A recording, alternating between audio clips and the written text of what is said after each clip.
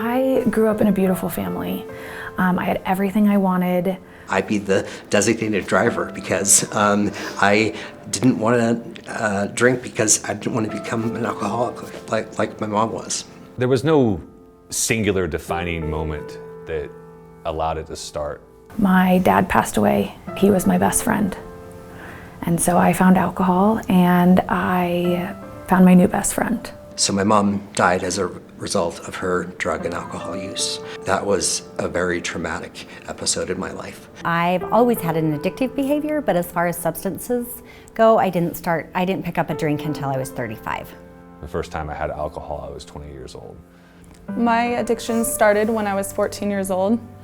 I was introduced to crack cocaine by my best friend's mom. I was homeless 11 months ago. I was living in a tent in Provo Canyon.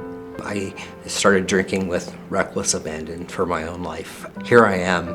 I've become this monster that my mom was. I got fired and ended up being homeless, and it didn't have anywhere to go.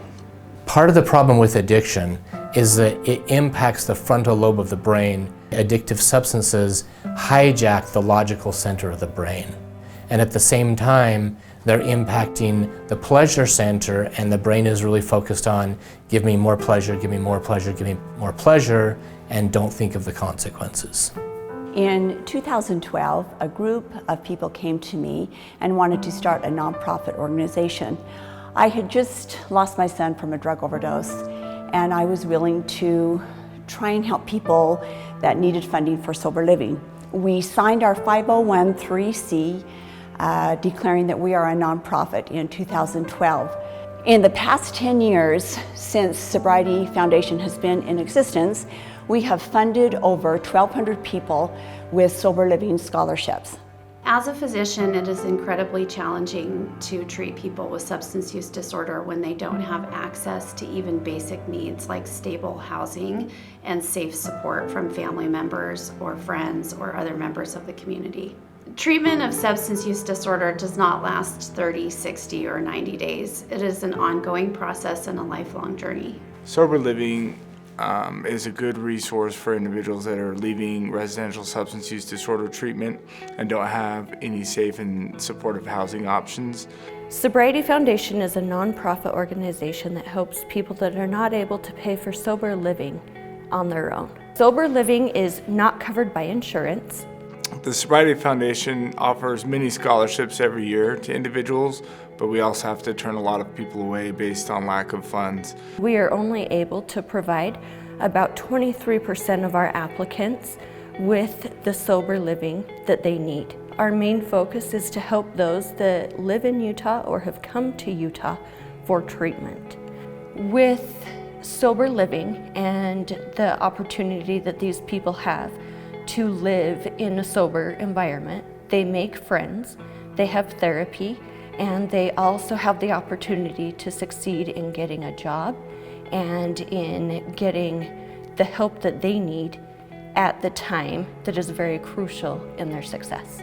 Our goal is to one day be able to provide scholarships to anyone that comes to us in need in order to support their long-term recovery efforts. I think that sober living is vital to my recovery and anyone else's recovery. I think it gives you healthy boundaries, and it gives us a safe place to be able to experience sobriety in a healthy manner. So living in the sober living home has given me sisters to be connected to be accountable to. It's giving us a house manager to also be accountable to. The Sobriety Foundation has helped me because I didn't have any income.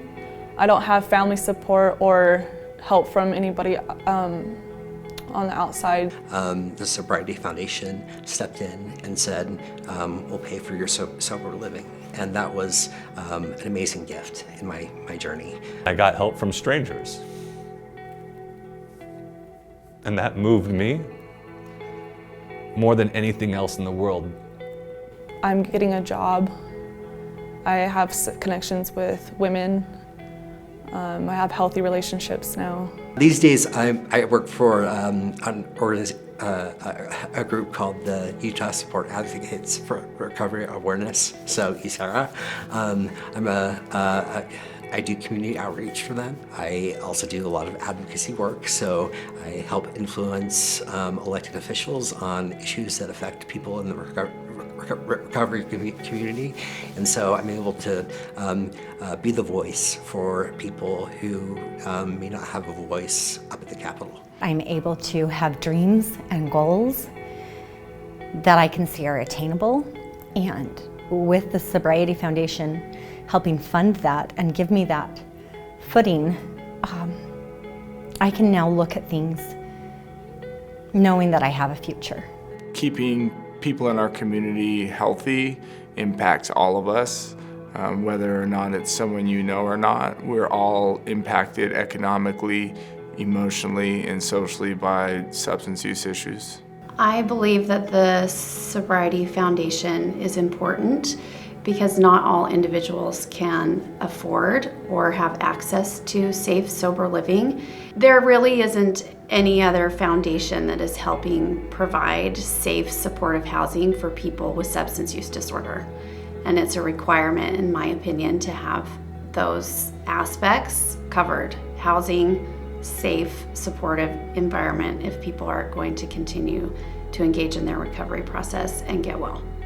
Donors for the Sobriety Foundation should know that their money goes to help people that really are in desperate need. I think one thing that is most important is that there is hope out there. And here at Sobriety Foundation, we believe in that hope for every individual to get sober. Not only have long-term sobriety, but long-term recovery.